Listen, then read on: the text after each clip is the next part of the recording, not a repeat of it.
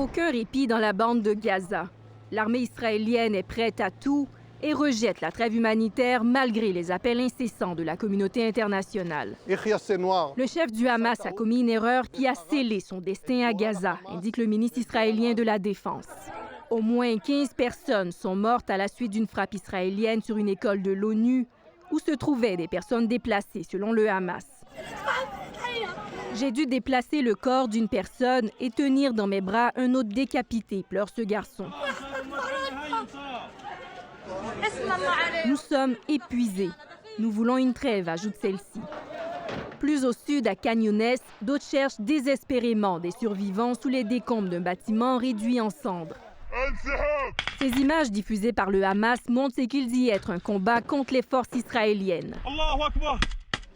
Alors que de plus en plus de civils palestiniens sont touchés par les attaques israéliennes, la France annonce une conférence sur la question humanitaire jeudi. Lutte contre le terrorisme et en soutien à Israël, à son droit de se défendre après la terrible attaque du 7 octobre.